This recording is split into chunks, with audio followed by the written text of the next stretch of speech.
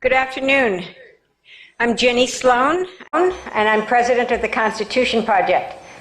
On behalf of the Constitution Project, Aaron Fox, and the Robert H. Smith Center for the Constitution at James Madison's Montpelier, welcome to this annual observance of Constitution Day. It's great to see so many people here, and I'm delighted to welcome all of you in schools around the country who are joining us virtually via webcast. Before we begin our program, I want to especially thank Jenny Donnelly, Kayla Haran, Sarah McLean, and Brian Urish, who are on the Constitution Project staff and have just done an amazing piece of work in putting this event together.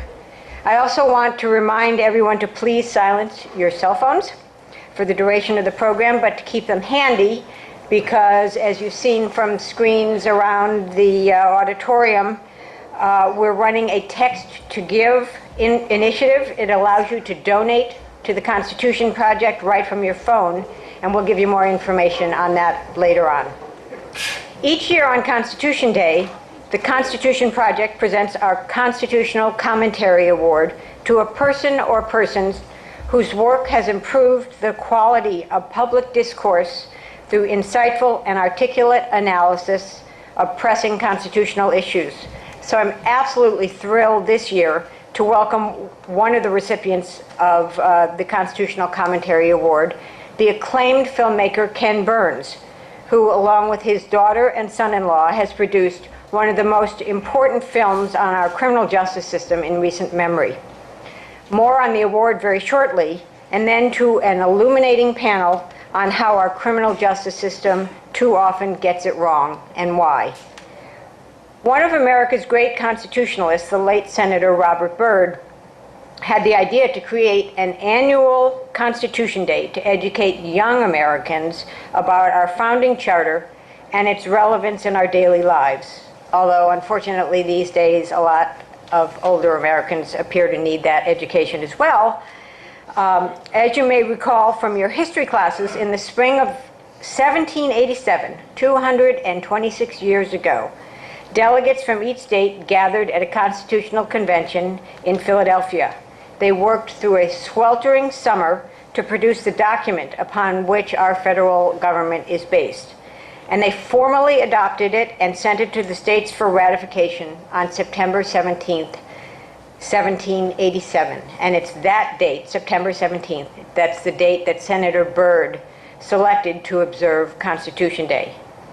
In proposing this commemoration, Senator Byrd said, "One will not protect what one does not value, and one will not value what one does not understand.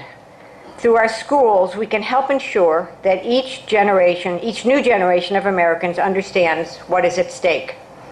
Helping Americans of all ages understand what is at stake when our Constitution is at risk is the core mission of the Constitution Project, created out of the belief that we must cast aside the labels that divide us in order to keep our democracy strong. Our organization brings together policy experts, government officials, legal practitioners, etc., from across the political spectrum to foster consensus-based solutions to the most difficult constitutional challenges of our time. Our work is organized around two major programs. First is our Rule of Law program, which examines the threats we face to our constitutional rights and liberties in a post-9/11 world. We focus on issues such as checks and balances among our government's three branches, treatment of suspected terrorists, privacy issues such as location tracking, government surveillance and searches, immigration, and other issues that may endanger our liberty. Our criminal justice program looks at issues such as the administration of the death penalty, the right to counsel for criminal defendants who cannot otherwise afford a lawyer, and sentencing and criminal discovery reforms. The focus of today's event, False Confessions, is vital to so many of these issues, as you will hear from Mr. Burns and our other panelists. I encourage you to visit constitutionproject.org to learn more about all of the policy work on issues that affect all of us. Before I get to the award itself, I'd like to take a moment to thank our co-sponsors, Our host, Aaron Fox, has provided this wonderful and technologically savvy space that allows us not only to have you all sitting in this auditorium with us, but also to webcast our event across the country. And our friends at the Robert H. Smith Center for the Constitution at James Madison's Montpelier, who have generously provided our lunch reception. Unfortunately, they have not invented a way to transport food via webcast, so I apologize to the hungry folks watching at home.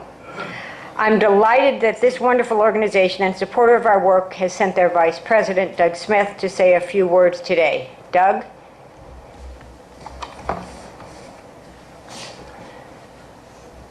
Jenny, thank you so much. On behalf of Montpelier, which is the home of James Madison, who played a fairly crucial role in that constitutional convention that you spoke about, we tend to be silent partners.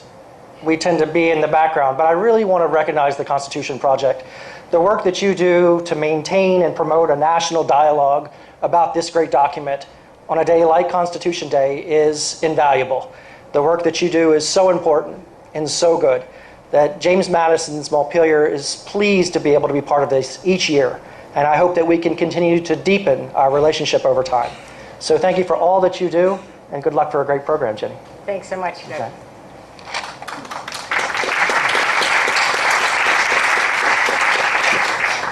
Thank you, Doug. We really appreciate the work that you do and that you work with us so closely. Doug's words serve as a perfect segue to our award and our awardee, who is no stranger to the wisdom of James Madison. In fact, Mr. Burns' 1908 film, The Congress, highlights a moment when Madison was asked for the principles of American government, to which he responded, "There are three: compromise, compromise, compromise." How relevant those words are today to our work here at the Constitution Project and to Congress, where the word too often seems to have lost its meaning. Ken Burns has been making documentary films for more than 35 years. In 1981, he made the Academy Award-nominated Brooklyn Bridge, and he has gone on to direct and produce some of the most acclaimed historical documentaries ever made on a diverse array of fascinating subjects, including the Civil War, baseball, jazz, the Statue of Liberty, Huey Long, Lewis and Clark, Frank Lloyd Wright, Mark Twain, World War II, and our national parks. Future projects that we can all look forward to include films on the Roosevelts, Jackie Robinson, the Vietnam War, and country music. But today, we honor him for his most recent film, The Central Park Five. The Constitutional Commentary Award is given annually to the author or producer of an outstanding work that has improved the quality of public discourse through insightful, articulate analysis of a contemporary constitutional issue. And this exceptional film is the perfect example of all that the award stands for. The Central Park Five tells the story of the 5 Black and Latino teenagers from Harlem who were wrongfully convicted of raping a white woman in New York's Central Park in 1989. The film, for the first time, chronicles the infamous Central Park jogger case from the perspective of these 5 teenagers whose lives were upended by this miscarriage of justice. The film illuminates how law enforcement, social institutions, and the media undermine the rights of the very individuals they were supposed to safeguard. According to the National Registry of Exonerations, more than 1,200 innocent people have been wrongfully convicted in the United States. 140 of them have falsely confessed, and those are merely the cases that we know about. When the innocent are convicted, no one wins. An innocent person is imprisoned, and the guilty people go free to prey upon other innocent citizens. Many of these cases are tragic reflections of the racial prejudices and economic inequalities that still permeate our criminal justice system and our society as a whole. The Central Park Five rebuts the assumption that too many people erroneously hold that no one falsely confesses to a crime he or she hasn't committed. The film makes an enormous contribution to the dialogue about wrongful convictions and the constitutional right to a fair trial. It demonstrates in the most chilling possible manner that the criminal justice system too often gets it wrong. At the Constitution Project, we've been advocating for criminal justice reform since our inception, and we're delighted that Mr. Burns has brought such a strong and respected voice to this issue. His films have been honored with dozens of major awards, including 13 Emmy Awards, 2 Grammy Awards, 2 Oscar nominations, and a Lifetime Achievement Award from the Academy of Television Arts and Sciences. Today, we humbly add the Constitution Project's Constitutional Commentary Award to this list. To accept the honor on behalf of his fellow Central Park filmmakers, Sarah Burns and David McMahon, who also happen to be Mr. Burns' daughter and son-in-law, is Ken Burns himself. I'm delighted to present him with our Constitutional Commentary Award.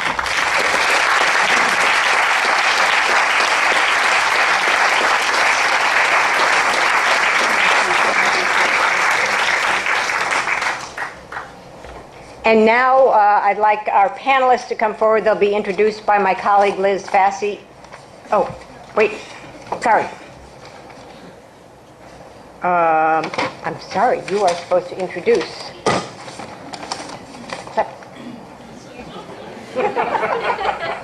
Thank you, Jenny, very much. I am delighted to be here with you all. I live in a tiny little village in New Hampshire, and I have on my refrigerator an old and now faded New Yorker cartoon that shows 2 men standing in hell, the flames licking up around them, and one guy says to the other, "Apparently my over 200 screen credits didn't mean a damn thing." They don't, of course, in the end, but this is particularly meaningful from the Constitution Project. This has to be accepted on behalf of Sarah Burns and the filmmaker David McMahon. We've now turned Sarah Burns into a filmmaker, so I should say that she is also one, and my oldest daughter, which gives me endless pride and excitement and enthusiasm to be working with someone I've known for almost 31 years intimately. The film grew out of my own lifetime interest in a very simple question. All of the films, as diverse as the topics might be, are in American history and ask this question: who are we? Who are these strange and complicated people that like to call themselves Americans? What does an investigation of the past teach us about not only where we've been, but where we are and where we may be going? And while the subjects are quite diverse, they are tied together. The warp and woof of the tapestry is the Constitution. I had an interesting experience early on in my professional life when I had made a film that was quite celebrated, and a well-known foundation had called me into their offices interested in what I was doing next.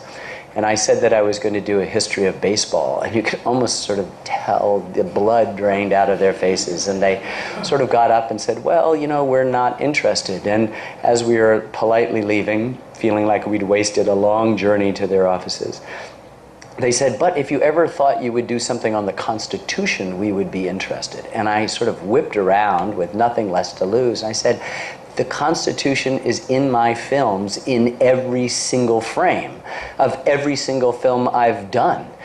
If you want me to make a film about, you know, white quill pens and inkwells on green felt tables with guys with powdered wigs, I'm not your person. But if you're interested in a living, breathing Constitution, then I ask you to look at all of the films I've made, including baseball, which is going to have as one of its central themes race, immigration, all sorts of themes that sneak in like a Trojan horse in the night that just don't seem obvious." And to their credit, they followed me back to our rural New Hampshire, past that refrigerator, and I showed them some footage, and they've been involved in almost all of the projects we've done in the subsequent 25 years, which is to their credit. But what I'm trying to say that I have found over and over again, as you ask that question, who are we? You also have to ask, and deeply understand, or try to understand, the echo that also comes back from the sounding of that question, which is, who am I? And it's in that intersection between the larger top-down version of the past and a more intimate bottom-up version of the past that we can actually understand and get to know a little bit about who we are. Perhaps not answer the question, but deepen it. And themes begin to emerge, always. What is the nature of human freedom, American freedom? What is the question of race, which is always the central fault line of American life, whether we care to admit it or not? What is our personal responsibility? How do we live out the true meaning of our creed, as Dr. King said? And so these reverberate no matter what the subject is. And so I'm tremendously honored on behalf of David and Sarah to accept this award, and I am very much looking forward to a conversation with this distinguished panel about the issues that the film raises. And what we're talking about today, particularly, is false confessions. And we've always wondered how this could possibly happen. In fact, these men were convicted because of confessions they gave to prosecutors that, in the face of absolutely no other evidence, but coerced confessions, not just false, but coerced confessions, they were convicted and served out outrageous sentences that, for the oldest of them, these were two 14-year-olds, two 15-year-olds, and a developmentally challenged 16-year-old who was tried in New York State as an adult and received a 13-year sentence. Thank you very much for this honor.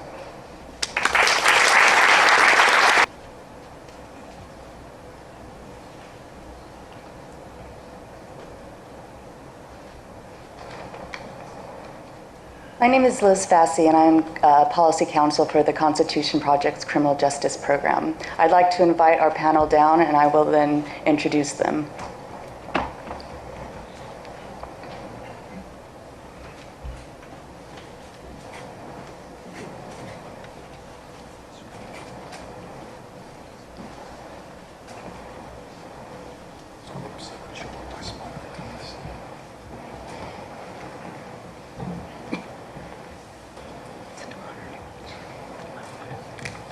It is my distinct pleasure to introduce today's distinguished panelists.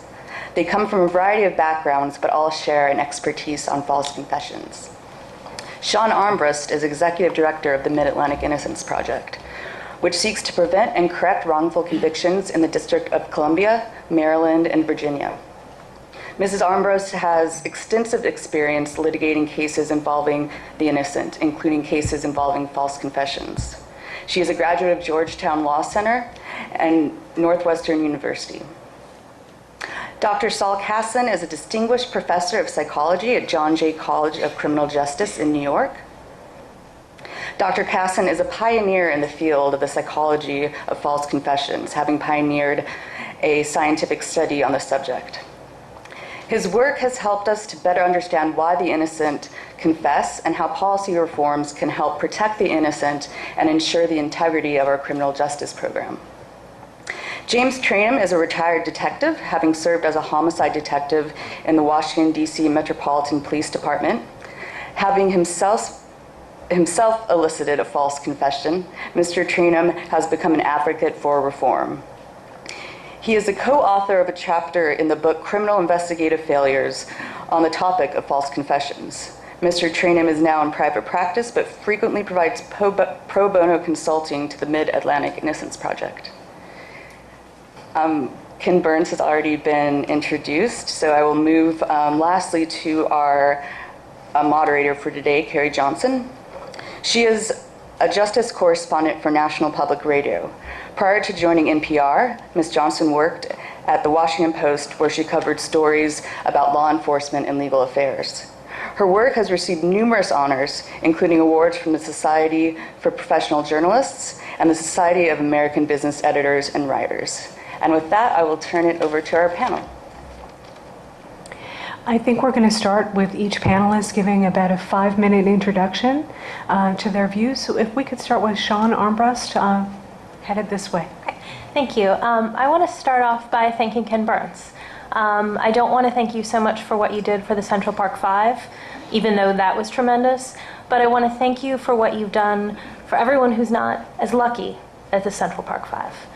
And I recognize that I just, as the director of an Innocence Project, said that several young men who spent years in prison for crimes they didn't commit are lucky. And the reason I say that is that, in a sense, they are. Because in most cases involving false confessions, this is not the outcome. Because when false confessions are involved, false confessions themselves tend to trump reason, and they tend to trump science. That's what happened to the Central Park Five at trial. No one cared about the inconsistencies between their statements and the inconsistencies with the crime scene. No one cared that the physical evidence didn't match any of them. At the end of the day, the boys had confessed, and they told more or less the same story, and more or less was enough. It was only a DNA match to the real perpetrator and a confession from the real perpetrator that freed them. And even that might not have been enough with a different district attorney. Remember, the police and the person who actually prosecuted the Central Park Five still believe that they're guilty in the face of such overpowering evidence of innocence. And if it's that hard in a case with DNA evidence, which is the minority of these cases, you can only imagine how difficult it is in a case where you don't have DNA evidence proving conclusively that someone else committed the crime. And I know that firsthand because of my project's representation of one co-defendant in a 1984 DC murder case involving multiple false confessions. In that case, the police were faced with the murder of a 98-pound mother of three in an alley off of H Street Northeast, where all the new clubs and restaurants are. The victim had been brutally beaten and sodomized with an object, and police didn't have very many leads. One of those leads was that two men had been seen walking up and down H Street on the afternoon of the crime, and that those same two men were seen running from the crime scene as the police were arriving. Unbiased witnesses identified the men, one of whom was subsequently convicted of robbing and beating two other women in nearby alleys at around the same time, and who now is serving life without the possibility of parole for brutally beating and sodomizing another woman in an alley a few blocks away from this crime. But those two men were never arrested. Instead, police received a tip that several members of a gang called the 8th and H Street Crew were responsible for the crime. Police pursued that lead, interviewing around 400 witnesses over several months, many of whom were treated as suspects and were questioned by the police upwards of 12 times per witness. Based on that, police ultimately tried or obtained guilty pleas from 13 individuals, 4 of whom had confessed.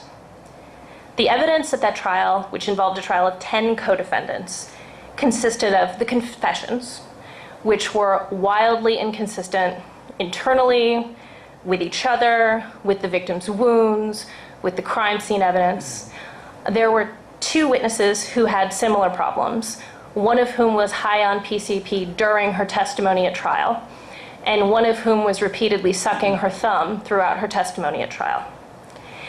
And another young witness who was interrogated by police multiple times and who eventually claimed to have seen the defendants from more than 100 feet away at dusk and in the rain. All of those individuals were interviewed multiple times using the kinds of interrogation tactics you see in the Central Park Five case, and they gave wildly different statements over the course of the interviews. A couple of them received deals in exchange for their testimony. But unfortunately for the defense, the government refused, despite repeated requests, to disclose the identities of the men seen running from the crime scene. So the defense had nothing to rebut this idea that it was this large group crime and might have been committed by just 1 or 2 people. The jurors also were not allowed to take notes during a 10 co-defendant murder trial. So any attempts to point out the inconsistencies between their testimony were just lost. So 8 of the defendants were convicted and 2 were acquitted. And ever since the time that they were convicted, these defendants, at least now the 7 living co-defendants, have been protesting their innocence. And after filing a post-conviction petition based on other undisclosed evidence, we finally were able to obtain the name of that man who was seen running from the crime scene, as well as just a mountain of other material that the government had failed to disclose, but that further undercut the testimony of these already problematic witnesses. We have recantations from almost all of the living witnesses in the case, and their recantations are a lot more consistent than their trial testimony. And they tell similar stories about coercion and interrogation tactics that lead to the type of false confessions you see in the Central Park Five. The confessions were examined by a false confession expert who said that they show signs of being false confessions. And the chief medical examiner for the state of Delaware testified to a reasonable degree of medical certainty that the crime was committed by one or two people, not a large group. And despite all of that, after a 3-week hearing in front of a really smart judge in DC Superior Court, we lost. And we lost big. And we're appealing it, but at the end of the day, all of those inconsistencies, all of that withheld evidence, all of those problems and all of that science were not enough to overcome the fact that these guys confessed. And at the end of the day, they told basically, although not exactly, the same story. So it's for those defendants that your film is so important, because without that kind of publicity, without this kind of dialogue, defendants like that, my clients, are never going to see the light of day. And so I know I'm not ending on a really high note, but I do think that this is a really important part of changing the discourse. So thank you again. Jim Trainum, retired MPD detective, comes at this from a more personal experience. Do you want to talk about that a little bit? Well, basically, my claim to fame here is that back in 1994, I screwed up. While investigating a high-profile murder case, I obtained a false confession. And I did it, not like here, without threats, without shouting. I just used the standard, what would have been court-approved interrogation techniques in which I was trained. Now, back then, as is still the case with a large number of law enforcement agencies, including the FBI, we did not videotape the entire interrogation, only the final confession, and that was often obtained after hours of questioning. The only reason that we were able to go back and positively determine that this confession was false was because we had deviated from the usual practice. Believe it or not, we accidentally recorded most of the interrogation. What that recording showed was that after we had convinced the suspect that it was in her best interest to tell us what we believed to be the truth, we unintentionally, as you saw here, except this appeared to be much more forceful, but we unintentionally, through our words and actions, told her what we wanted to hear, complete with those details that only the killer would have known. We basically contaminated the confession. Now the DC Police Department is mandated by law to videotape most of their interrogations in their entirety. And like every other agency that first faced this prospect, we fought it tooth and nail. And like every other agency that's now been forced to videotape, we now say it's the best thing that was ever crammed down our throats. Currently, like many other agencies that mandate videotaping, DC detectives often exceed the expectations of the law. They videotape even when they don't have to. Suspects not in custody, witness interviews. They do this now because they recognize the benefits. Unfortunately, though, we think that this is enough. The DC Innocence Commission that was created in the wake of the exoneration of Donald Gates here in DC determined that because DC mandated videotaping, we were following the best practices in preventing false confessions, and that no other actions were needed. The truth is that videotaping does not prevent false confessions. It only allows for a better representation of what happens in that interrogation room. Videotaping by itself does not address the problems of problematic interrogation techniques, the unintentional contamination of confession evidence by the actions of the detectives, or the lack of proper corroboration of confession evidence. These problems are poorly understood by the law enforcement community, and even with the videotape, they often go unrecognized. The little training that is offered in this area is largely ignored, and our judges are very largely are mostly reluctant to allow expert testimony about these problems to be presented to a jury. And these problems go well beyond just false confessions, especially when you realize, as Shawn mentioned, that we use the same problematic interrogation tactics on witnesses, informants, and even victims, from which contaminated or false testimony has been shown to be an even larger factor in wrongful convictions than false confessions. So the fix goes well beyond just videotaping. The biggest need is education, not only on why false confessions occur and how to avoid problematic interrogation techniques, but also how to avoid that contamination of confession and statement evidence, how to properly corroborate confession evidence, and even more importantly, what role cognitive biases such as tunnel vision, verification bias, and groupthink play in obtaining false confessions. Another recommendation is to hold hearings on the reliability of confession evidence, much the same as we currently hold hearings regarding eyewitness evidence. And we need to learn from our mistakes, to take a page from the airline, medical, and other professional fields and routinely study our failures.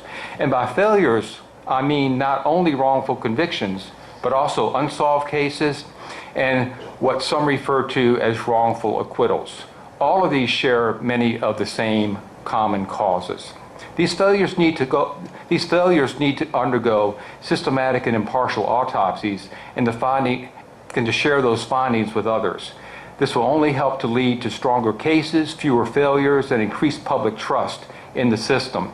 And one thing I want to say personally about Mr. Burns' work is that when I speak a lot to law enforcement on the area of false confession and criminal investigative failures, the older guys like me, they're much more skeptical. But because of the work of Mr. Burns and others like him, the younger detectives are much more open to the idea. And that's where we're really going to make strides in this problematic area. Thank you, that's huge. Professor, you've been out front doing really pioneering research on these subjects for years now. What does your research tell us, and why might somebody actually confess to something they didn't do? You know, 25 years ago when I even suggested the possibility, I cannot tell you how many DAs said to me, it doesn't happen. As a flat statement, it doesn't happen. And in fact, false confessions happen. Historically, they have happened in this country for as long as this country has been the United States. And in fact, preceding that, there were the Salem witch trials. Before there was a U.S. Constitution, there were dozens of women and children who were coerced into confessing to being witches. And it happens in every criminal justice system in the world. In every continent where criminal justice records are kept, there are instances of false confession. So while this feels to everybody in the room like a new phenomenon, a post-DNA revelation, it's not. It's as old as criminal justice. I have a confession of my own, which is when I first saw a screening of the Central Park Five, I was actually a bit concerned. I loved the movie, and I thought it was brilliant and told a story in the way that no amount of research or statistics that I could do over the course of a lifetime could achieve. But my concern was that the story is so compelling that viewers would walk away with the misimpression that this is a unique, one-of-a-kind story that represents only this isolated incident. I mean, keep in mind that this is not a false confession taken in some back alley of some small town in the middle of nowhere. These were 5 false confessions taken in Manhattan at a time that the whole world was watching. And I miscalculated, and I think Ken knew that by telling a good story and a compelling story and a true story, you show people what the possibilities are. And in fact, the possibilities are, and the reality is, that false confessions are common. They exist now in 30% of the cases that the Innocence Project reviews in their database. 30% of the DNA exonerations in the Innocence Project sample involved false confessions as a contributing factor. That's a fairly shocking statistic, and I think it's important to point out, I will emphasize a point earlier made, this is the tip of a much larger iceberg. Those DNA exonerees are the very, very lucky few who committed or were accused of committing crimes that DNA was both taken and collected and preserved to be tested years later. But let me say something about false confessions, and I don't want to just talk about why they happen, because I think an equally important problem is that once they happen, nobody believes they're false. There are two psychology-rich subplots to every one of these stories, and the Central Park Five is no different than the others. First, you have to ask the question, why in God's name did an innocent person confess? And there is, with one sweep of the hand, I can say that sometimes false confessions are made voluntarily. It happens often in high-profile cases. When American hero Charles Lindbergh's son was kidnapped in 1932, 200 people stepped forward and volunteered confessions. They weren't interrogated. They were seeking attention. God knows what their motives were. John Mark Carr stepping forward to claim responsibility for JonBenet Ramsey in Boulder is another more recent instance. But more often than not, these are stories about police interrogations.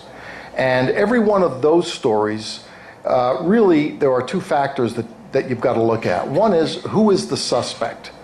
Some suspects come to the table, come to the interrogation room with greater vulnerability than others.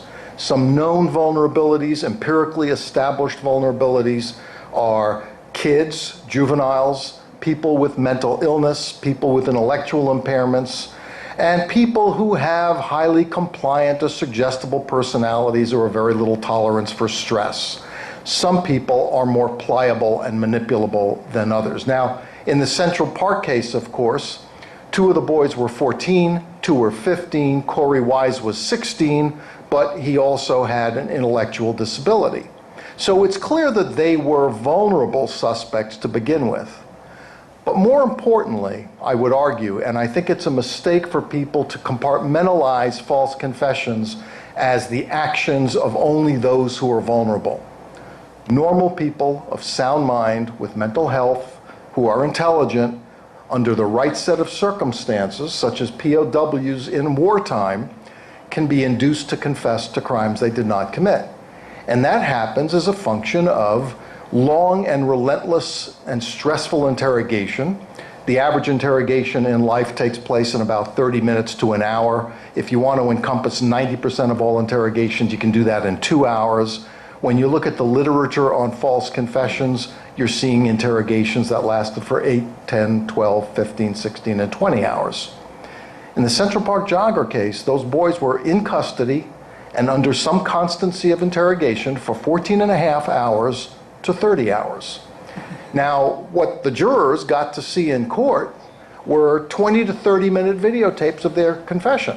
There is a misconception among many that the interrogations were taped. They were not.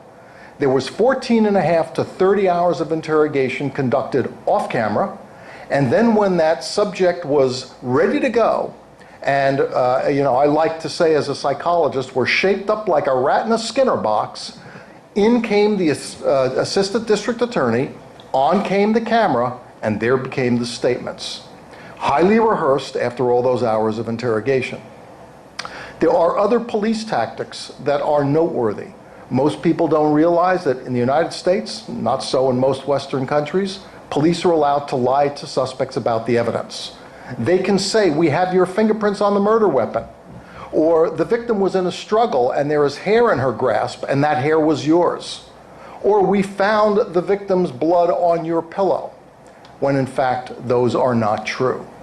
That is a shocking and egregious tactic that the US Supreme Court in 1969 said does not put innocent people at risk. They're wrong. There is 100+ years of basic psychology that tells us that it would put innocent people at risk. And so these are largely stories about police tactics that more often than not are invisible. invisible because they're not on camera, they're not recorded. Even if the final confession is on camera, the process by which it was produced is not. Therefore, the jury is left with secondhand information as to what transpired. Now, the Central Park case is kind of interesting because we don't really know what happened, but we get hints. We get hints in the statements that are on camera. I remember the first time I viewed Corey Wise's statement. Twice, he uses the word accident to refer to the rape, and is immediately scolded by the assistant district attorney as if he can be so calloused as to use a word like accident to describe this assault. Well, my ears perked up because the accident scenario is one of the themes interrogators often use to minimize the appearance of culpability and make it easier to confess by implying leniency in punishment. It was clear to me when I heard that. That word didn't come out of nowhere. He obviously had heard that word before. Also, what you get to see in that tape is, in those tapes, is that all the boys afterward thought they were going to get to go home. Now you wonder, how can you think you're confessing to rape and get to go home? That tells you a lot about the way police interrogation tactics are designed. They are designed to imply leniency, if not complete immunity. And in this case, it seems to have been done by suggesting to the kids that each is a witness to a rape committed by the others.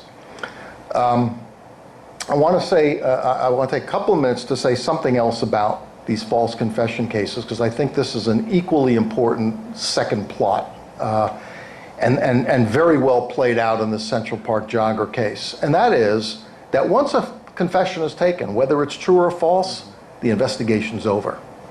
And if there is contradictory evidence, it is twisted, misinterpreted, or outright dismissed. Most people don't realize about the Central Park jogger case that while the boys were waiting for trial, having all confessed, there was DNA. The jogger was raped, and there were several samples of sperm picked up at the crime scene and sent to the lab. And that summer, the results came back, and every single one of the boys were excluded. Most people don't realize and remember that, in fact, those DNA exclusions came before they were tried. And it presented a problem for the DA's office. But what they did is they went into 2 trials and argued to the jury, just because we didn't get all of them doesn't mean we didn't get some of them. As if the 5 boys, for some reason, were harboring and protecting some 6th individual that otherwise was not in appearance. There are 3 reasons, I will say them quickly, why false confessions are so powerful that people cannot unbelieve them even when the evidence is taken away. 1, common sense. I'd never confess to a crime I didn't commit. You're saying it to yourself, and you're believing it of others.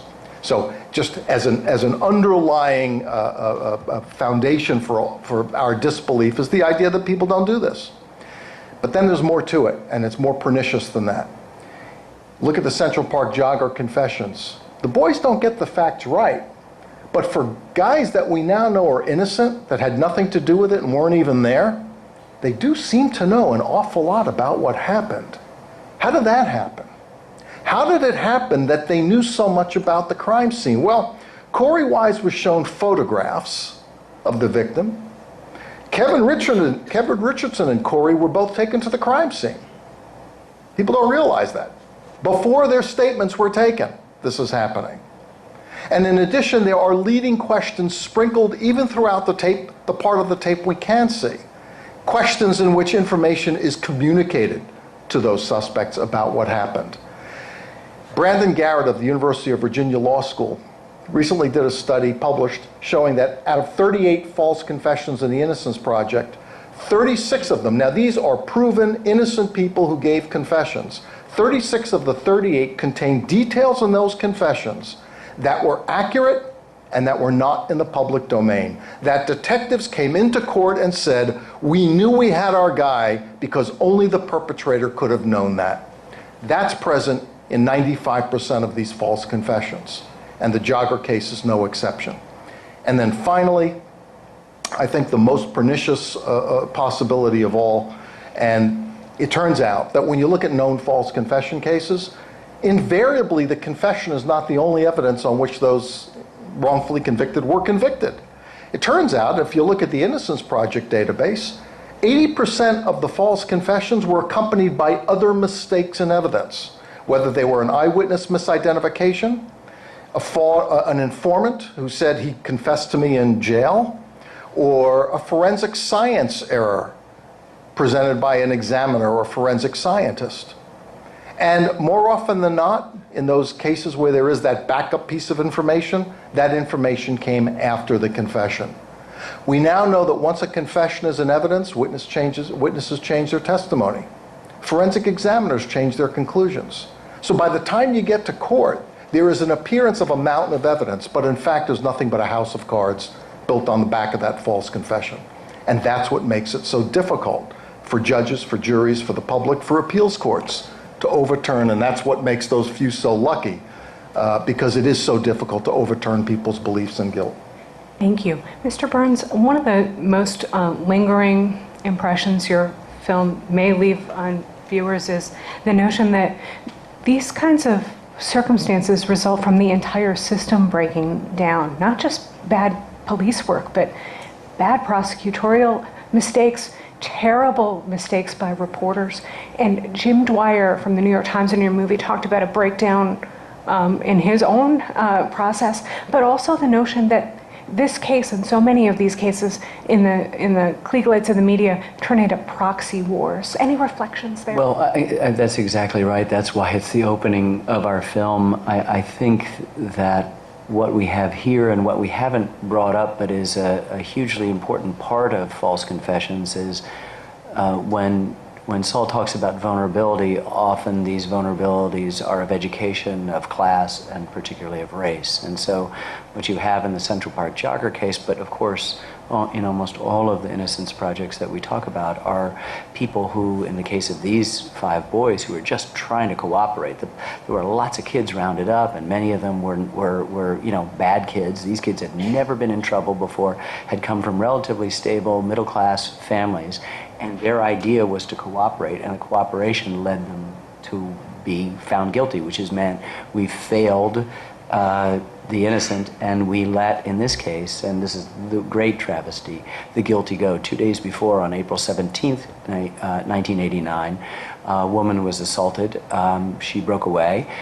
She gave a good description of the rapist and said he had stitches. A cop followed through, found out the name of the guy from a hospital, and never followed through on that. And so all the rest of that time, while these kids were in jail, awaiting trial after their interrogations or home on bail, as a few of them were able to do, this guy was able to continue to rape and to, in fact, murder a pregnant woman and her fetus. And this is the man who ultimately confessed when he bumped into Corey after 13 years, met him first at Rikers, and 13 years met him again, and had a sociopathic rapist, is the only person in this entire drama that had a crisis of conscience and confessed, and it was his DNA that matched and plowed us to the kind of knowledge that we now share. So why did it happen? And race is a huge factor, class is a huge factor in why people confess. But we also had a situation in which a progressive northern city,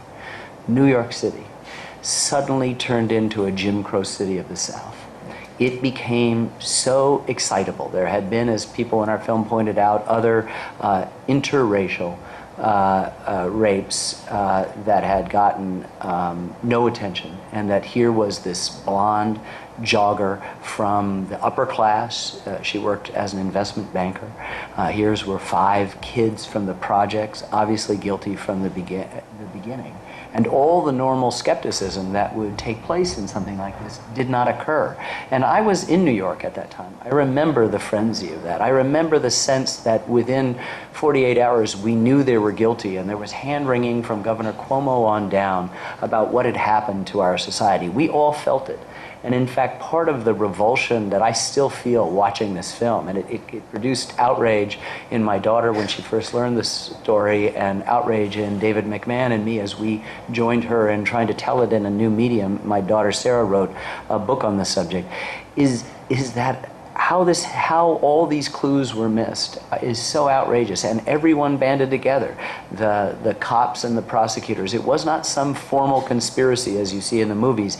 It was stuff happening, people making mistakes, and then deciding in I think, this is just my opinion, a kind of sense that, well, they're just a bunch of black and brown kids. And it's somehow they were expendable in this process. As this other case they could have easily taken when they caught Mateus Reyes finally that summer. Not the police did it, but civilians caught him. And they could have walked his DNA over to this other case. And none of this would have happened. This movie would not exist. But as you are saying, it happens. It'll happen today in America, it'll happen tomorrow, it happened yesterday, and that the film becomes a chance to respond to that. And there are a lot of failures in this system, and not the least of which is the media, which had a chance, and even when they were exonerated, they didn't do a full mea culpa, which permitted the reactionary elements, the police and the prosecutors trying to defend the fact that they screwed up, have led to a public perception that somehow they'd gotten off on some sort of technicality. So we had 13 years of justice clearly denied in this case, and 10 years as they've sought restitution from the state of justice delayed in a shameful attenuation of the process of their civil suit, which is, we also know is justice denied, that we have a travesty that at least we can shine a light on. At least we know a little bit about what happened. But to me, it just goes back to a few moments that you just saw. The scratch on Kevin's face came from the police as they were arresting him. They knew that. The guy hit him with his helmet, and he got a scratch on his face. That became evidence that he had done it, that this had come from the girl. You hear in Antron, and I apologize for those who haven't seen the whole film, these are human beings. This is the first time anyone asked them what happened to them. Who are you? The basic questions that I said at the beginning of my remarks. And you'll see that moment when Antron's father goes out of the room, and the cops have obviously said, look, you want to go home, you've been here forever, just tell him to say what you want to say. And at that point, you set in motion, and this is where we forget when we generalize and we make it broad statements, is that each one has infinite personal tragedies connected to this. This man, who we learned was his superhero role model, suddenly betrays him at his moment of greatest need. He becomes estranged from his father. His father leaves the family, probably out of guilt. Finally comes back after Antron gets out of jail. The father is dying. The son can't reconcile. His father passes away. And so what you have are, in these moments of expediency on the part of the police and the prosecutors and the media, it just makes a good story, tragedy upon tragedy upon tragedy that compounds in each of these 5 cases in Shakespearean proportions that, even then we can't fully appreciate. And we spent a moment a while ago with all 5 at the New York Times at a similar sort of conversation where 3 of those 5, their cri de coeurs, their anxiety, the torture that they still undergo for what happened to them, the PTSD that they experience from this will never ever go away, and there is no amount of money that makes them whole, no apology that does it, and yet they plow forward. They were little kids who didn't take a plea bargain. They were little kids who, when they came up for parole, if they said that they had done it, they would have been let out of jail and paroled, never admitted. And as soon as they were told that they'd actually confessed within a day, not the trial, they said, no, we're innocent, and fought to the end. And they are, in fact, in 1989, to be a member of the Central Park Five was to be among the worst human beings on earth. In 2002, when they were exonerated just before Christmas, it became a kind of ambiguous thing. Today, in 2013, it to me is a heroic thing to be a member. I'm proud to say that I've gotten to know all 5 intimately. They are friends, and they are amazingly good human beings, and you can begin this film absolutely confident that they are guilty, and I defy you to leave the film thinking that they are anything but completely innocent.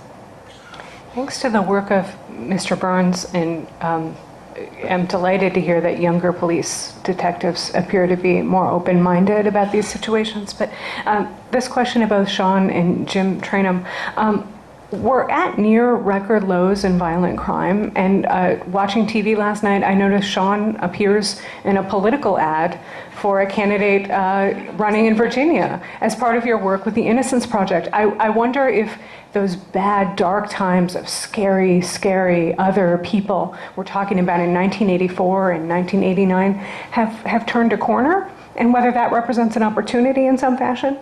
I mean, I think they have, and I think that ad you mentioned, in which I am not endorsing a candidate for elected office, is evidence of that. 19 years ago, George Allen ran for governor of Virginia on a platform of abolishing parole. And now Ken Cuccinelli, arguably a more right-wing conservative than George Allen, is running for governor, in part using an ad trumpeting his involvement in a wrongful conviction case, in which he ultimately helped secure the release of our client and then hired our client. So I think the tide has turned. I think, the innocence movement, things like your film have all played a role in that, because I think, the pendulum had swung really far one way. And then what people started seeing are these stories of these people whose lives were altered in a very tragic way because the pendulum had swung so far.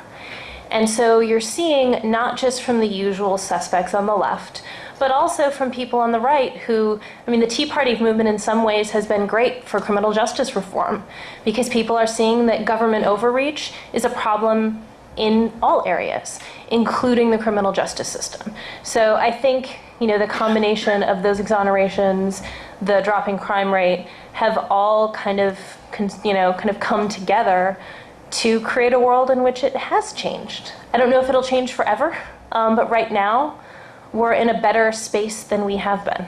But Jim, some of the cases that you've been involved in doing pro bono work for the Innocence Project, you in some cases have convinced the police or even the prosecutor, but the judges are the ones who remain extremely dubious and maybe even resentful of revisiting evidence from that long ago. What do you do with that situation? Well, like I had mentioned before, I think there's a big movement now in going back and trying to come up with a systematic way for law enforcement to finally sit down and review these cases, autopsy these cases in a non-accusatory manner so that we can learn from them. But law enforcement, very conservative. Even though we've made great strides in areas like videotaping and all that, the interrogation techniques that are taught and that are accepted are ones that were created back in the 1940s. And they are actually outlawed in the UK and many other European countries. But we think it's the only way that it can be done. And so like I said, we're making baby steps, but it's going to take a while. Professor, you said recently that there are, for the most part, no best practices in the U.S. for how to do this. There are no best practices in the U.S. I think there are two ways to approach that, and although I would say that if I had my way to pick a single reform that I'd like to see enacted, it would be the mandatory videotaping of the entire process. And I say that for two reasons. One is that video recording and interrogation heightens accountability. Police are not likely to have done the kinds of things they did to these kids if they're on camera, knowing a judge and jury and even the prosecutor will be seeing it later. And second, I think people are smart. I trust people in their common sense if they are given proper tools and the information. I believe that judges who have to rule on the voluntariness of a statement, I don't know how they can do it without seeing the process. While they see the process, I believe they can make those judgments in a more educated way. And juries, as far as juries making judgments as to the credibility of a confession, again, I don't know how they can do that without seeing the tape. So videotaping, I think, is essential, both for answering the question, how much pressure was put on this person? And two, given that he seems to know things about the crime, which corroborates his guilt, how do those things get there? How do they work their way into that final statement? But as far as best practices, one way to handle this is to say, look, the United States criminal justice system is an adversarial system. And at best, what we can strive for is to dial down the intensity of the stress and the tactics used in the interrogation room. And personally, I would lead with a "thou shalt not lie," a ban on lying in the interrogation room, because it throws people into a state of disorientation and confusion, and they feel trapped by the weight of evidence, even though it's not real evidence, and they're looking for a way out. An alternative way to answer the best practices question is to look at what's happening in England. In 1985, they moved to a different model. They were very much an adversarial process using Reed-type investigative techniques like we still do. They moved to a different model. They mandated the recording of interrogations, they outlawed lying, and they created investigative interviewing as an alternative. The best way I can describe investigative interviewing is to quote what several of them have said to me. It's amazing how much people will tell you when you're nice to them. Now, in the United States, this seems foreign, a foreign concept, that other than badgering somebody, they might confess to a crime. And yet, in England, they have reported no diminution in the number of confessions or resolution of cases. In this organization, the Constitution Project just published recently a 600-page report on detainee treatment, in which the heroes of the story are FBI and military lawyers who said you get information by befriending suspects, not by threatening and coercing them. Mr. Burns, I wonder if you could give folks an update as to the status of the civil lawsuit your folks have filed, and whether you think the New York City political situation informs that at all. It's very complicated. So they were exonerated in December of 2002. In about this time in 2003, 10 years ago, they filed a civil suit against the city of New York and specific detectives and prosecutors who, as mentioned, still maintain that they're guilty, even though we have this exonerating evidence and they had their convictions vacated. And then there has been this 10-year just farcical civil suit. We could trip on the sidewalk in New York and get to trial and get paid much quicker than this, but it's stonewalling on a part of the institutions that are threatened by saying, we screwed up here and we didn't get the right guy and we got the wrong kids and they didn't do it and we're sorry, and how can we make you whole? And in a kind of gesture that helps not only obviously the boys and their families a little bit, and helps the cops and the prosecutors. They don't have to lie anymore. That's a big deal. And the rest of us who bought into it, we all bought into it, and there's a kind of liberation that comes from knowing what took place. Bloomberg has been strangely reluctant to intervene. He's been unusually fair in a number of cases. Sean Bell, who he settled without consulting his police almost right away, which was unheard of. Another case that was very similar to this. But this didn't happen on his watch. He has in one ear his police commissioner, a very popular Ray Kelly, who has been one of the architects of the plummeting crime rate. The city of New York is the safest metropolitan area in the United States. Per capita. It's a remarkable achievement. He has played his politics well, whispering in his ear, saying, essentially, they must have done something, which I was talking to Saul before. This is Soviet justice, not American justice, or at least not the kind of American justice the Constitution Project aspires to, and James Madison would really wish happened. And the other year is Cardozo is the head of the Corporation Counsel, which is the legal department that's defending the city and the specific detectives and prosecutors from this charge. And they're both sort of saying no to him, and there's a kind of cognitive dissonance in a man who's normally kind of independent and likes to make feisty and independent decisions about where you can smoke and how much soda you can have, and about guns and about putting a mosque next to 9/11. Really incredible things informed by someone who clearly understands, respects, if not loves, the Constitution of the United States. So it's been in this stasis. I think, interestingly enough, once the civil suit, once the election of a new mayor, Bloomberg engineered a third term, and now that's running out of time. Once the Corporation Counsel suddenly realized that there was a whole slate of candidates, one of whom was going to win and probably would settle the suit, they suddenly went to the defense and said, hey, let's move to trial right away. You know, something that they wanted to have happen. And at this point, it's in the defense interest to say, wait a second. Right. I still hope that Bloomberg, after the election, would make the incredibly noble, I think just amazing final sort of cherry on the top of a fairly spectacular administration in many ways, failures in others, by settling this case before his predecessor comes in. We have now had a Democratic and a Republican primary. We now know who the two candidates will be. Joseph Lota has gone on record. This is the Republican candidate of retaining Ray Kelly. I would imagine there would be zero chance of a settlement in that case. Bill de Blasio, who's a Democratic, has already been on record as saying, I would settle it right away. So one hopes that Bloomberg, knowing what the potentially inevitable outcome of the mayoral election would be, it's hard to see how Lota wins, would do the much more honorable thing and settle it now in advance of that. But I think what we see for this particular case, it at least, you know, a little bit of light at the end of the tunnel. And I think you're right to point out that this is not a Democratic or a Republican story anymore.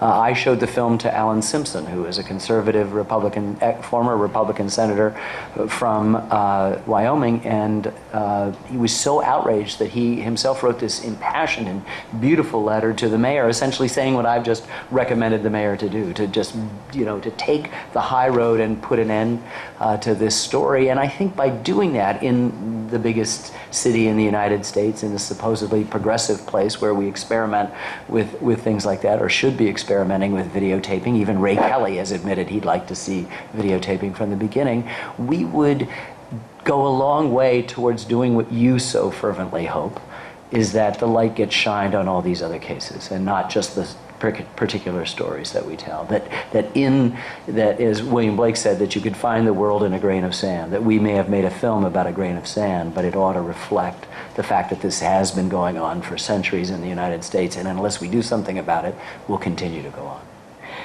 One of the things in Shawn's case involving the murder of Catherine Fuller back in 1984 that really struck me was, just like in the Central Park Five, authorities in that case gave no ground whatsoever.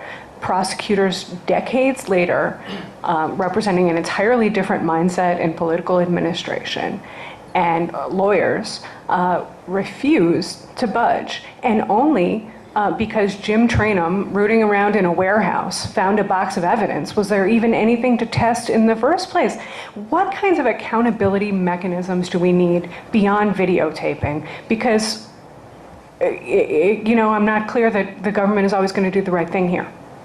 Well, just to sort of piggyback on something you said, not only has the government, with which I work generally very well, dug in their heels in this case, at the time, no one thought it was a strong case. So they went from the trial prosecutor saying it was a weak case at best, to the U.S. Attorney's Office now saying this is one of the most compelling cases we've ever prosecuted. So it's unusual in that sense. You know, in terms of accountability, I think D.C.'s recording of interrogation statute is really good. There's a rebuttable presumption that the confession is not admissible if it's not recorded. So, you know, the fact of the matter is that the police do it. For a long time in DC, you know, Jim said the MPD fought it tooth and nail. There was well, we're going to do it voluntarily. You don't need to legislate. Well, okay, maybe you should legislate, but don't have anything that, you know, is any sort of rebuttable presumption. That's kind of scary. We're going to do it, we swear. And then they didn't. And then when they were forced to, as Jim said, they did it, and they love it. I think civil suits are not a great way of holding the government accountable simply because the mechanism for filing civil lawsuits, which is usually a federal civil rights lawsuit, the burden is so high. You have to prove a knowing violation of a constitutional right. It can't be by the prosecutors because they're immune. So you have to prove that the police did that, and that is a very difficult way of sort of going about getting compensated or having any accountability. I think one thing that has helped, and it doesn't necessarily ensure accountability, but in Canada, every single time there's an exoneration, they put together a commission to study what went wrong and to make recommendations. It's kind of like the National Transportation and Safety Board model. The idea is that a wrongful conviction is a systemic failure and that it needs to be addressed in a comprehensive manner, and someone needs to figure out what went wrong. And we don't do that in any consistent way here. So I think, obviously compensating the individuals who are affected is incredibly important, but also taking the lessons we've learned from the cases and applying them is what needs to be done. And that doesn't tend to be done in any systematic way, except in a few states that have had kind of fleeting innocence commissions. And Jim, somebody with your background who's so widely respected, not just in this city, but all over the country, talking about how you inadvertently did something wrong all those years ago may make a difference. Yes, I think that makes a big difference, and I like using my case as a case study because when I show the clips on how my contamination occurred, it was extremely subtle. It wasn't the blatant, we know that this is what you did and this is how you did it and this is what we want you to say. Ours was, like I said, it was little bits and pieces here and there that we fed this person. And when you go back and you look at it, a lot of times when I'm showing these video clips, the detectives miss it. And then I have to explain, look at what's going on here. Look at how we're responding to her answer and then how she changes it. So that's why I like using that, because I'm showing that you don't have to be heavy-handed. And it doesn't take a long interrogation to get a false confession. You can get one in 30 minutes. You just have to hit the right buttons. Because remember, what we're doing is we're twisting reality. We're not getting you to say something that is against your best interest. We've convinced you that by telling us what we want to hear, you're actually doing something that's going to help you. And that's how we sell this whole thing. And do we get good confessions from it? Sure we do. But it also sets us up for putting that person who is innocent into a spot where they need to give us the information that we want to hear, that false confession, in order to receive that benefit. Something else I've noticed, just to take another minute, is that actually I have seen these interrogation techniques and this contamination screw up good cases where you have the guilty person there. Because the way that interrogation works here in the US is you go in with a theory. This is my theory of the case, and in order for me to be successful, you have to confess to my theory as I believe it to be true. Well, what if your theory is wrong? That happened to me once in this triple murder where we were convinced that this suspect was the getaway driver. It turns out that his partner did do the actual murder, but he did it by himself. We went into the interrogation believing that this suspect was the getaway driver, and we got him to the point after only 30 minutes. He confessed to a whole bunch of other robberies, but he wouldn't confess to the murder. Well, after about 30, 45 minutes, he said, well, yeah, you're right, I was there as a getaway driver. And I could see that he was trying to guess and draw stuff from me. Well, I stopped him at that point, and I confronted him, and he broke down and said, yeah, you're right. I wasn't there, but I thought that if I didn't say that I was, you wouldn't help me. And I'm going, that's not the way it's supposed to work. But the reality was, I almost screwed up my case. I almost had him saying that he was a getaway driver, and that could have very well destroyed the case that I had against the real perpetrator.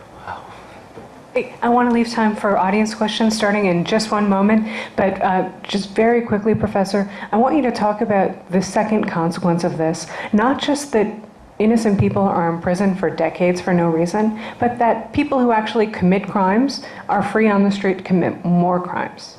Yeah, and that comes as a function of the fact that once a confession is taken, the investigation closes. And so if a Mateus Reyes goes out and commits another rape in the same district and in the same precinct, nobody is there to connect the dots, in part because as far as they're concerned, this case is closed. And DNA that comes in, as I mentioned, the DNA in this case, this is not a post-conviction DNA exoneration. The DNA was available to the jury at that time. But a theory was spun to talk their way out of it. And I see more and more of that. There are now at least 24 such cases that we know about, that have been written about, in which DNA exculpates the confessor before trial, and the confessor is convicted on the basis of the DNA coupled with a theory. If I might, in celebration of Constitution Day, I just want to say one last thing, because one question everybody should be asking is, how do I make sure this doesn't happen to me or to my kid or to my grandchild? And the answer is, we have a constitutional right to silence and to counsel. We have that right. And this is just are you agreeing or disagreeing? Silence is a little murky now. Oh, well, no, you're right. Silence is murky. But what's really murky is the fact that your Miranda rights to silence and to counsel, you only get them if you activate them, essentially. You will be asked to waive those rights, and the sad, very empirical fact about Miranda, although law enforcement fought it tooth and nail in 1966 and argued they would never get a confession again, the fact of the matter is, today we know that roughly 75 to 80% of all suspects waive their Miranda rights and agree to talk. And if you break that sample down more specifically, we now know that the overwhelming majority of innocent people waive their rights. And when you ask them why, they said, I didn't do anything wrong. I had nothing to fear, I had nothing to hide. I figured we'll talk, they'll see I had nothing to do with this, and I'll go home. Miranda doesn't work. If Miranda is designed to protect the innocent as well as the accused more generally, it doesn't have that function, it doesn't work. Audience questions? Is there a mic, or people just need to introduce themselves? Yeah, sir? I found it amazing that no repercussions, whether they be sanctions or disciplinary actions, were taken against any of the law enforcement officers or the prosecutors. It's my, I live in New York, it's my, the understanding that the chief prosecutor is still in the Manhattan District Attorney's Office 24 years later. When you compare that to what happened to the prosecutor in the Duke case, yeah. I think he was actually, charges were brought against him. Yeah, he went to jail. Yeah, but it's astounding to me that it's business as usual. It is business as usual. What happened when Mateus Reyes finally came forward and there was a DNA match is that Morgenthau came down, brought him down, and was in the process of questioning Robert Morgenthau, the district attorney, for decades and decades. And initially, a detective who was involved in the case was doing the questioning of Reyes, and he was so violent and so attacking in their interest to get him that Reyes just said, F you, take me back up. And Morgenthau pulled the detective out and sent in an ADA that was with him, Nancy Ryan, and she and another man, Peter Casuero, another ADA, became the lead investigators for a report that produced a 50-plus page document that showed the innocence, but did not undermine effectively the police or the prosecutors. For that, the prosecutors have been able to maintain that they did nothing wrong. Police never do anything wrong, and that thin, blue line, was established. And also, Nancy Ryan and Peter were sort of victimized within their own very large. They were pariahs. In fact, at the Linda Fairstein, who was the other prosecutor, sex crime prosecutors, when she retired to devote herself full time to writing novels, crime novels, right? I like to say she continues to write fiction. She mocked them with little puppets, as this was the one time where there was some little besmirching. Apparently there's a videotape somewhere, we're trying to find it, of her at her retirement party mocking the two colleagues that did a very rather straightforward and didn't give enough evidence for the defense, for the boys, now men, to sort of make a prima facie case that there was, misconduct from the very beginning, that it was willful, and all of these sorts of things.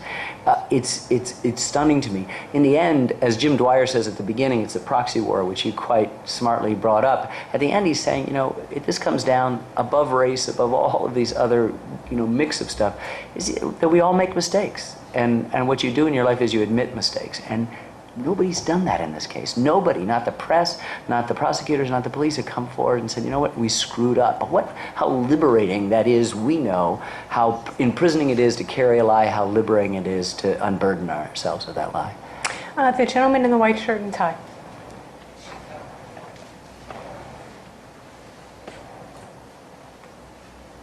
I was a public defender for 20 years, and what I'm amazed at here, I understand there were multiple failures, but there hasn't been any discussion of the defense attorneys. Louder? There hasn't been any discussion of the defense attorneys here.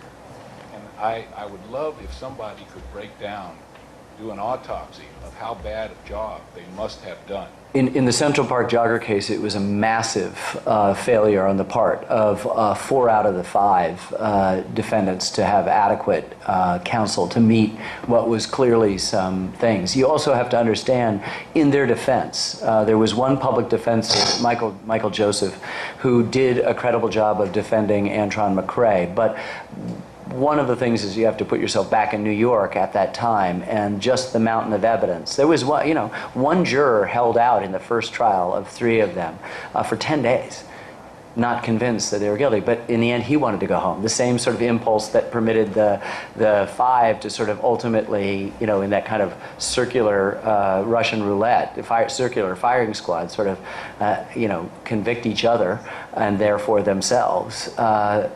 It was hard to get out of that, but there were multiple failures. Yusef Salam's attorney was a divorce attorney who hadn't handled criminal cases of this sort. One was a political activist who was trying to score some political points. There was a general assumption that they were guilty, and there was one point when Raymond Santana's attorney, Peter Rivera, woke up in the middle of the trial and just said, "Oh my God, they're innocent." But as Raymond said, by that time it was too late. They had plowed towards that. It was really impossible to undo. The freight train of justice went in that direction, and everything went that way. And they could have picked up Reyes, they could have matched the DNA, they could have, all in that direction, and none of it happened. So even Mickey Joseph, who was a very credible public defender, was buried. Also by rulings that the judge made that was, I believe, prejudicial to their case. Well, I understand when you say the context of how you define the case, but I don't agree with the mountain of evidence. I mean, even the law says that a confession alone is not enough to convict somebody. And it just seems to me that the defense attorneys here had so much to work with.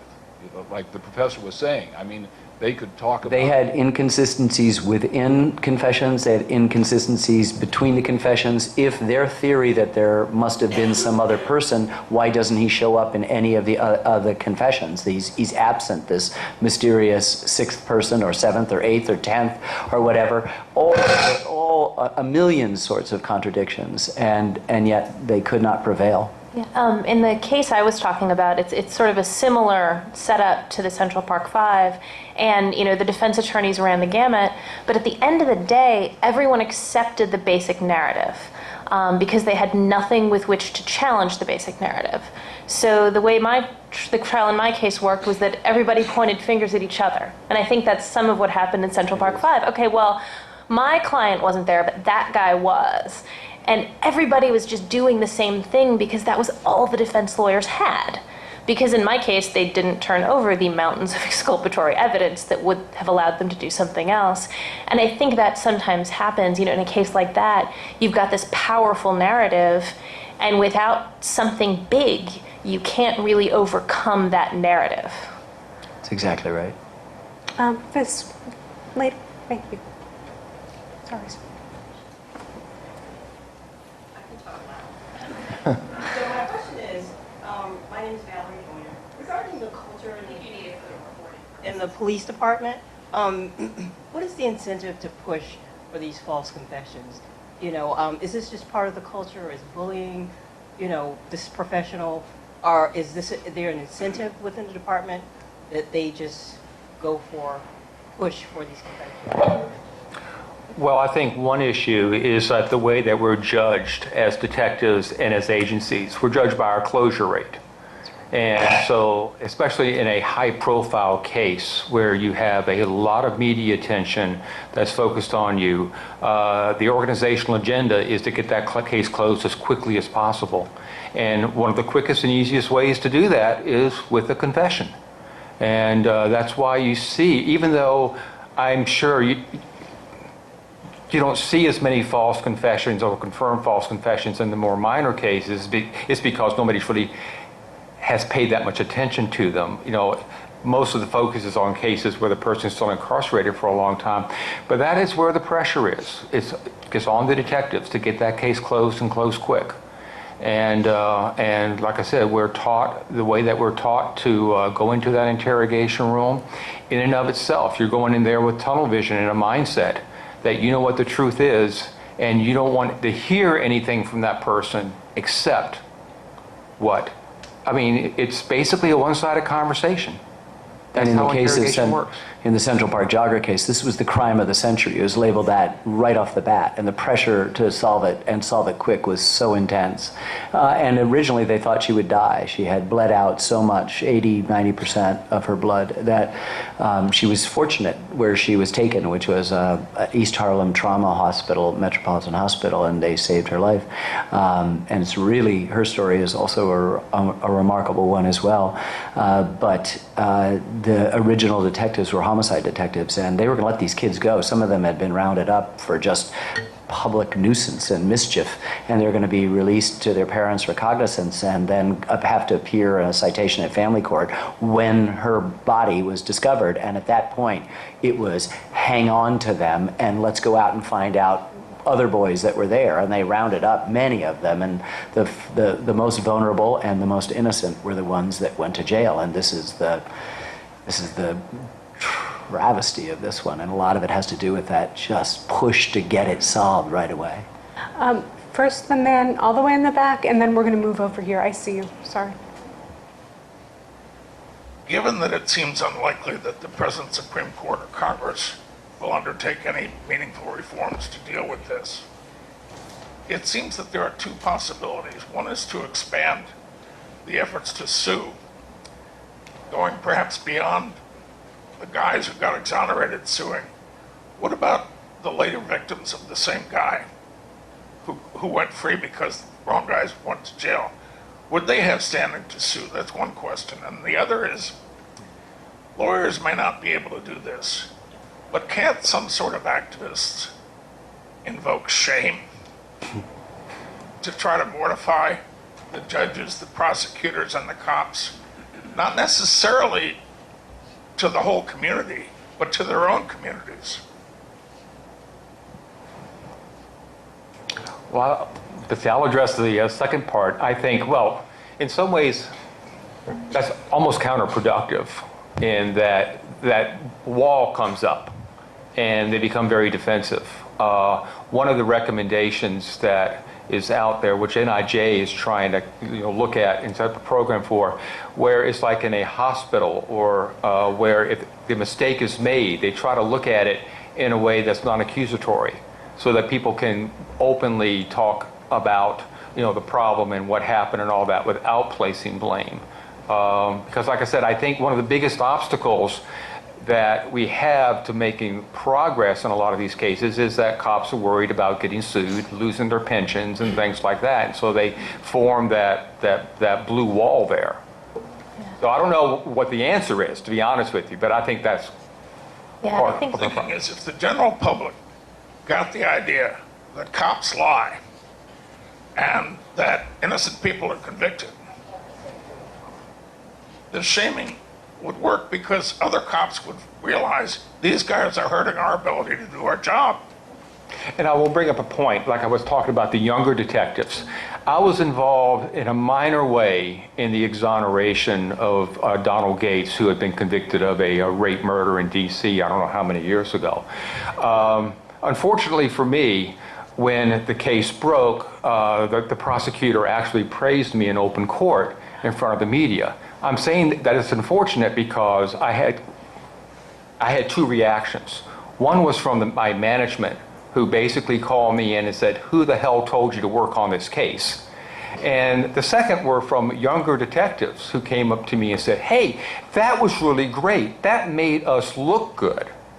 So, like I said, I mean, I'm thinking the younger ones coming up are much more open and accepting that yes, we can make mistakes.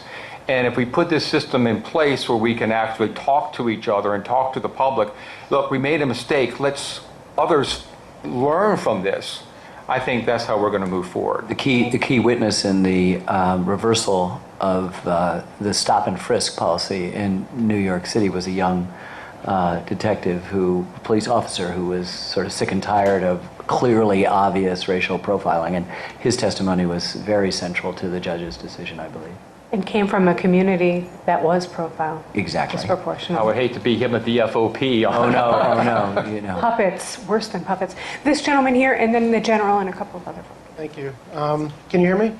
Yeah. The fact that Jim Trainum is here and has the courage to sit here and say, this happened to me, strikes me as a very highly significant fact in trying to parse out what this phenomenon is really all about. Because I can tell you all, I'm a former prosecutor here in D.C., and Jim Trainum is probably the finest detective that I worked with during my years in the office. So if it can happen to him, it suggests to me that the problem is largely kind of deeper and more systemic than rather, kind of police officers just sort of being negligent or callous or not caring or that sort of thing. I'm sure that sort of thing happens, but I think the problem is probably a lot deeper than that. And I would suggest that maybe the solution is probably not prosecuting prosecutors or prosecuting police officers or making it easier to sue them. I would suspect the problem is probably much better solved via education. I mean, I can tell you, I'm a criminal defense lawyer now, and I listened to Professor Kassin. I personally didn't know probably 90% of what he had to say.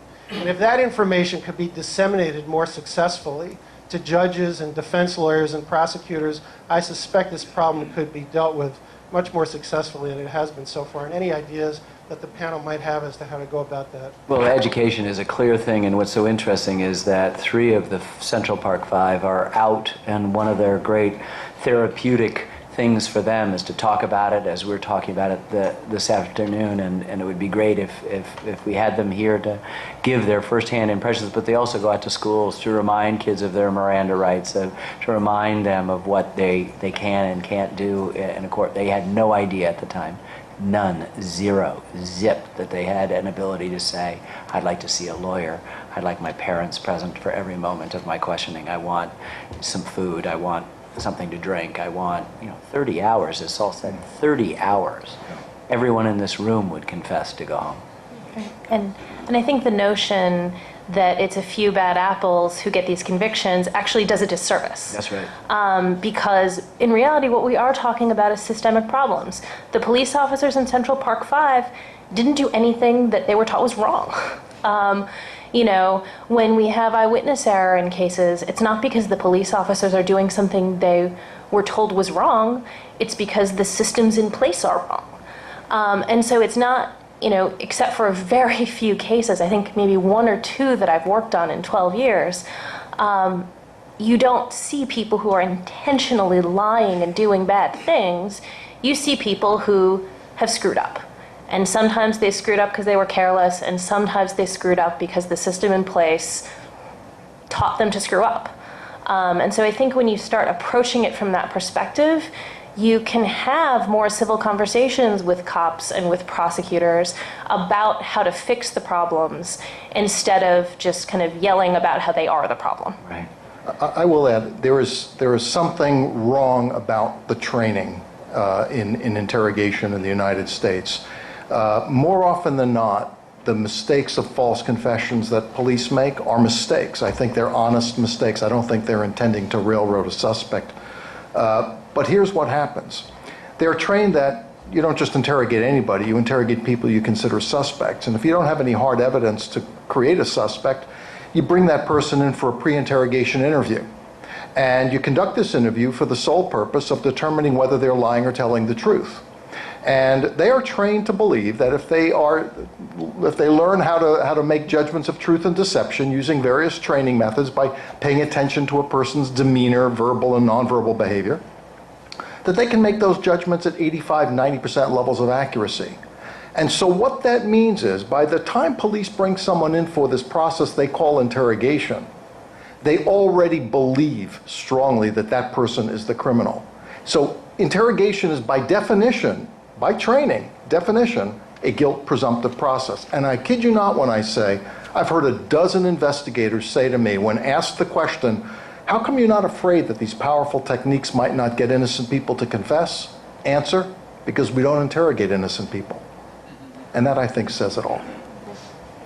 Time for one last question, General. This is a powerful illustration of the dangers of coercive interrogation. So why do more Americans, a majority of Americans, believe that in matters of national security, torture is the shortcut to truth?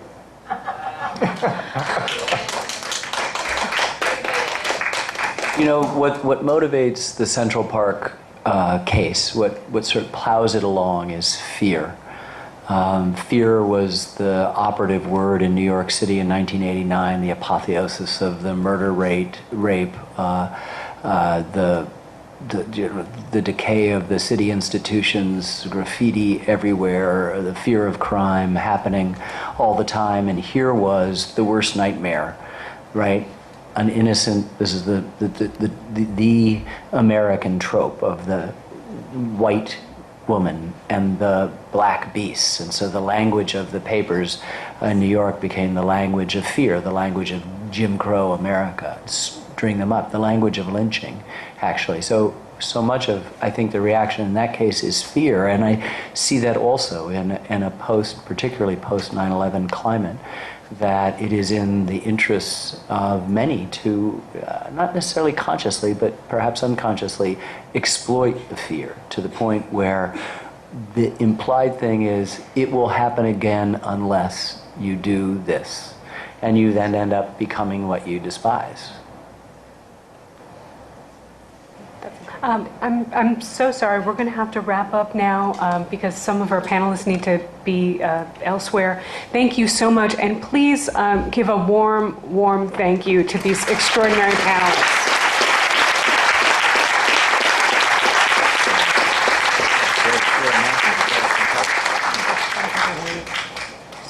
And many thanks to the panelists and Cascaras, who are the head of our Young Professionals Committee, and they'd like to say just a few quick words.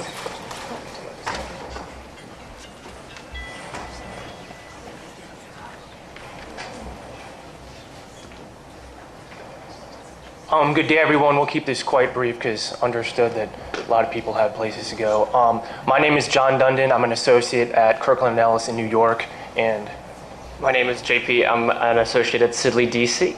We both have various involvements with the Constitution Project over the years. We so rarely have a platform to announce new initiatives that we have. JP and I are co-chairing what is going to be called the Young Professionals Committee. Essentially, if you look on the screen behind me, safeguarding liberty, justice, and the rule of law, that mission is our mission. Our job is to facilitate the Constitution Project's effectuation of that mission through the involvement of young professionals. By young, we mean young at heart. So really, we're looking for anyone who's interested. We sort of feel that, and the team at the Constitution Project felt that young professionals, when they're sort of beginning their career, building all their networks, at that exponential time, plugged into social media, it would be sort of a great source of people to get involved, get in the pipeline, to sort of keep the concerns of the Constitution Project in the back of their head as they go forward. I know, what I do private equity fund formation in Manhattan. That couldn't be further from the Constitution Project, but the mission of the Constitution Project is something that's important to me, it's important to JP, and there are a lot of other young professionals just like us, and our job is to sort of get them all together and act as a catalyst for events like this, for outreach at law firms and other institutions, at law schools, help get the message out, so like the message we just all saw in the movie here, help educate. So I'm going to be hanging out for a little while afterwards. If there's anyone here who has any interest at all, would love to meet you. Our ranks are growing from albeit a small base. And then one last item for JP. Last but not least, we felt it was really important to have today's event free of charge, both to celebrate Constitution Day and to engage more fully in some of the critical topics that we discussed. But The Constitution Project, as many of you probably know, runs on a tight budget, and so we'd welcome your support. Towards that end, we've launched a new initiative to make it even easier to support the project now by cell phone, by text message. So if you text Constitution and an amount to 41444, this handy number up on the screen, we just want to make it very easy to pledge your support to further celebrate content like we heard today and hopefully disseminate more information in the ranks in DC and beyond. And just as a final word to incentivize the use of text messages, under each of your chair is one of these handy little instruction sheets. There you go, in the back row, to show you how to donate. And in the back, someone has a star on the card, which indicates they will be taking home a full copy of Mr. Burns' fine film. So be on the lookout for that. I actually think I saw a few folks sneak out. So there's a chance the sticker is on one of the seats with no one in it. Oh, all right, never mind. There you go. Well, you get to take home a copy. So thanks again. Please consider lending your support and come talk to us if you're interested in the committee. Have a great day.